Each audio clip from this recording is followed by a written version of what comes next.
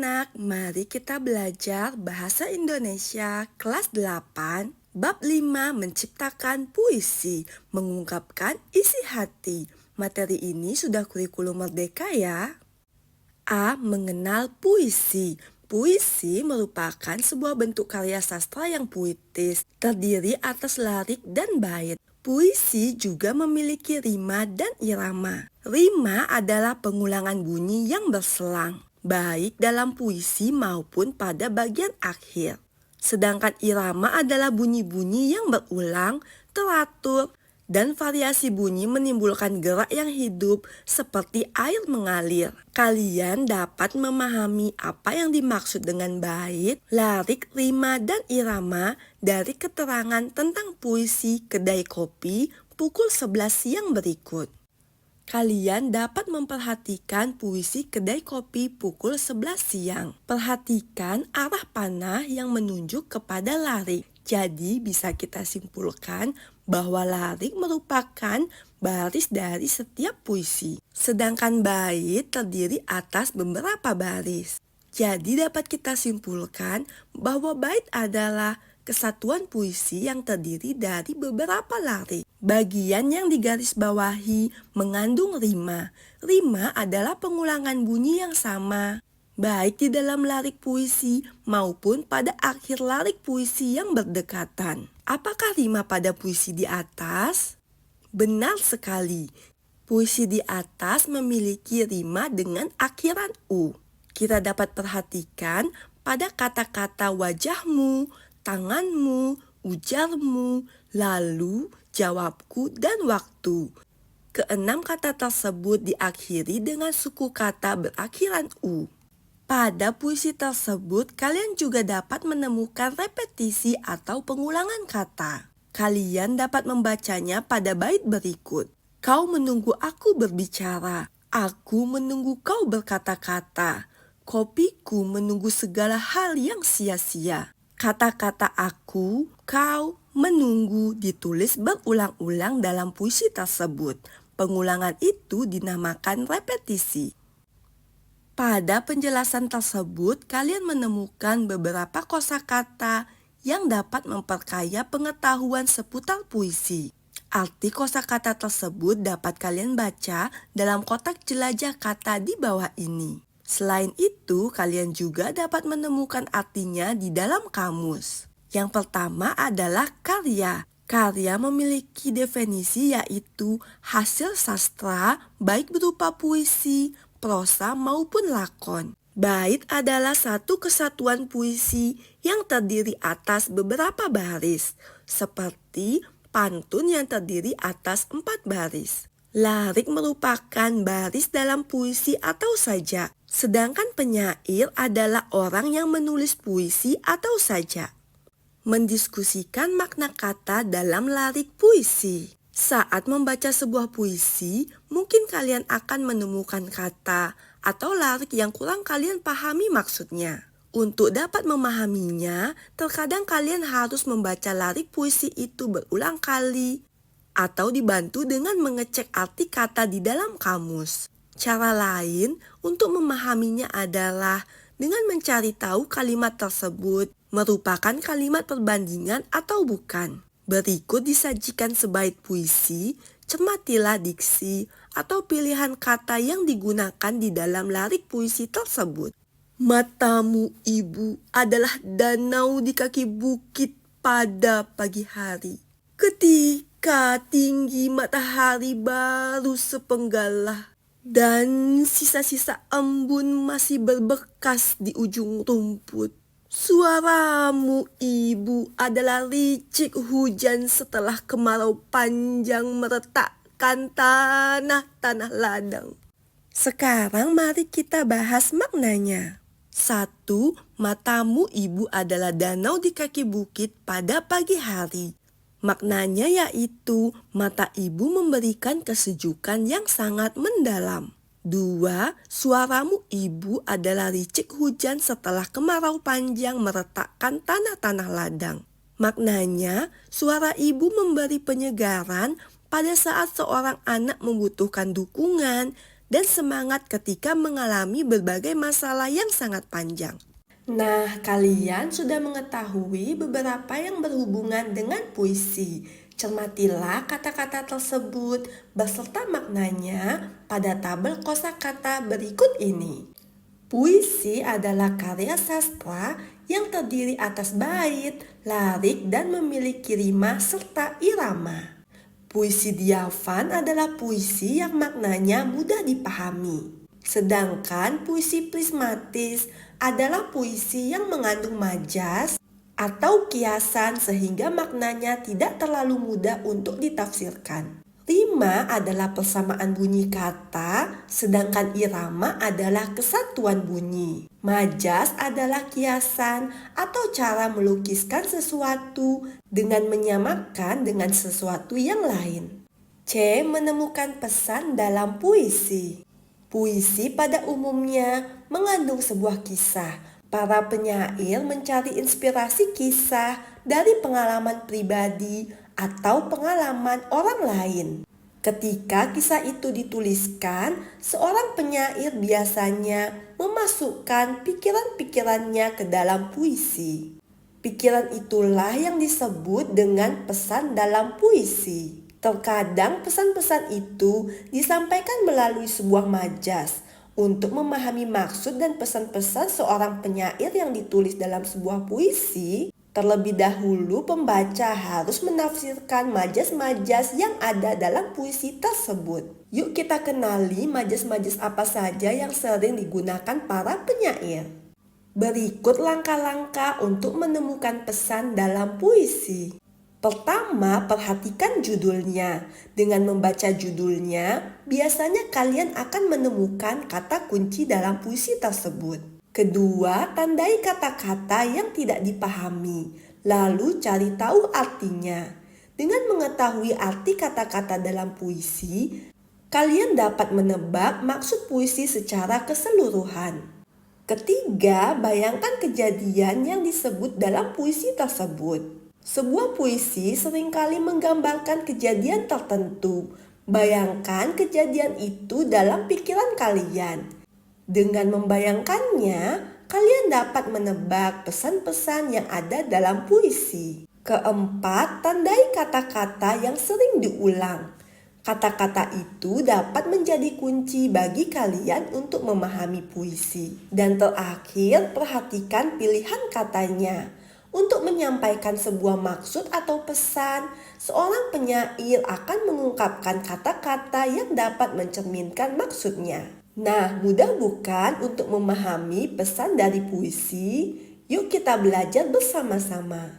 D. Membandingkan majas metafora, simile, dan repetisi dalam puisi. Dalam menulis puisi, penyair menggunakan aneka majas dan gaya bahasa. Beberapa majas dan gaya bahasa yang sering dipakai dalam puisi adalah majas metafora, simile, dan repetisi. Majas diartikan sebagai kiasan atau cara melukiskan sesuatu dengan menyamakan dengan sesuatu yang lain yang bersifat sama. Majas menciptakan efek estetika di dalam puisi. Terdapat banyak jenis majas, tetapi pada bagian ini kalian hanya akan mempelajari 3 majas, yaitu metafora, simile, dan repetisi. Sekarang mari kita mengenal majas metafora. Metafora diartikan sebagai pemakaian kata atau kelompok kata bukan dengan arti sebenarnya, melainkan sebagai lukisan yang berdasarkan persamaan atau perbandingan. Majas metafora menggunakan kata-kata yang bukan arti sebenarnya atau arti kiasan.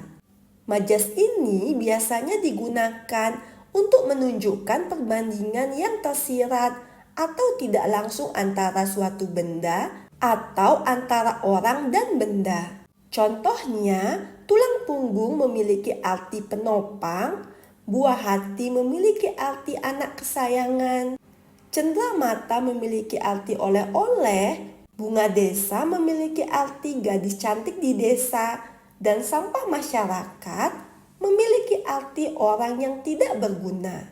Selain contoh-contoh tersebut, Metafora dalam pengertian yang lebih luas juga menggunakan kata-kata kiasan yang berkaitan dengan alam, seperti matahari, bulan, bintang, pelangi, hujan, benda-benda, dan keadaan lain yang mengandung estetika sebagai kiasan dalam puisi. Selanjutnya adalah majas simile. Menurut Kraft, simile diartikan sebagai perbandingan yang bersifat eksplisit. Hal yang dimaksud dengan perbandingan yang bersifat eksplisit ialah perbandingan yang langsung menyatakan sesuatu sama dengan hal lainnya dengan menggunakan kata-kata pembanding. Contohnya seperti sama, sebagai, bagaikan, bak, laksana, dan umpama. Perhatikan contoh berikut ini. Bibirnya seperti delima merekah. Kalimat ini menyamakan bibir seseorang yang berwarna merah dengan delima yang merekah. Tentunya delima yang merekah itu warnanya sangat merah. Majas repetisi.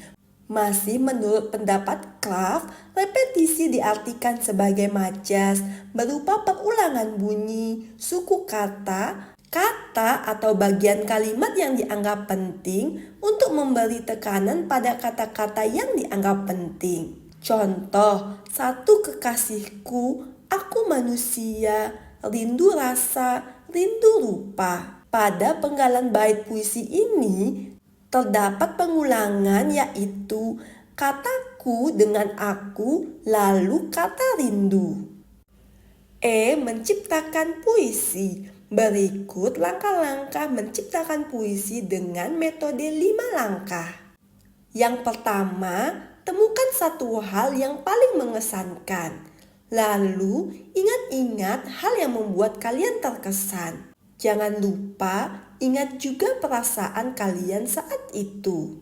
Kemudian, gunakanlah majas untuk mengungkapkan kesan kalian tersebut. Tidak lupa gunakanlah kata-kata yang berkaitan dengan panca indera. Misalnya penglihatan, pendengaran, peraba, penciuman, dan perasa.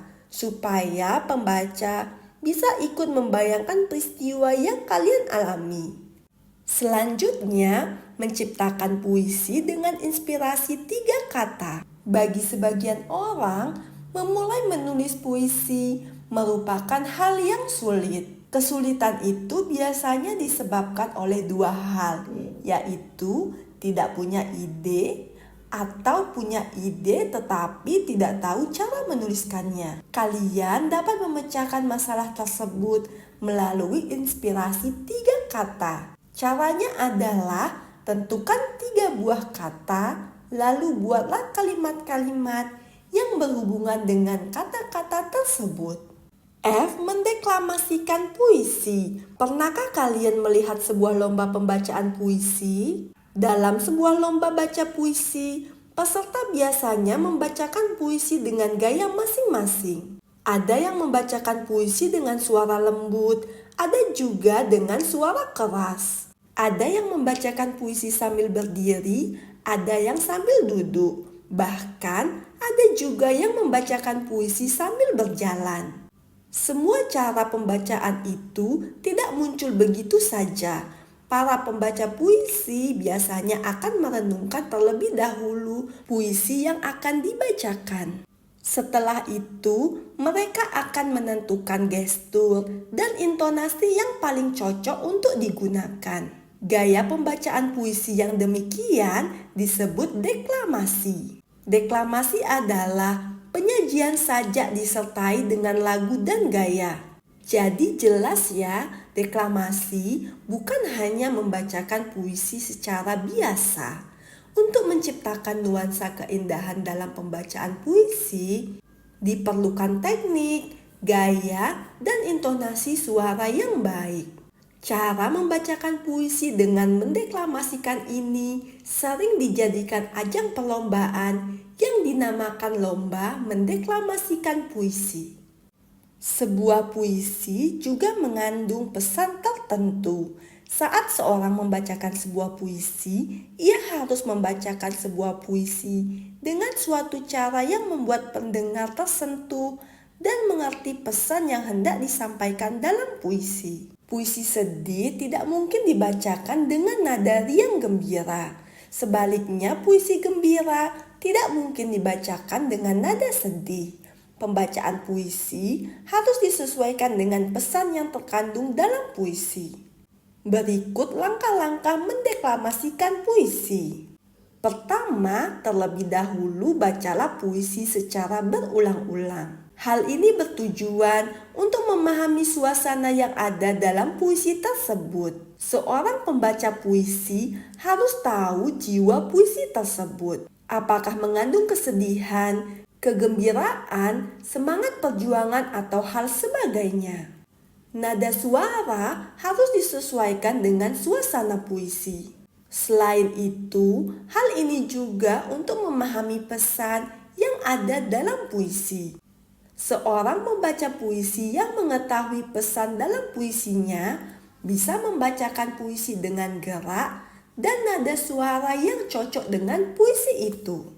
2. Tandailah kata-kata sulit dan ucapkanlah kata-kata tersebut berulang kali. Cara ini bertujuan untuk lebih lancar mengucapkan kata-kata sulit saat deklamasi.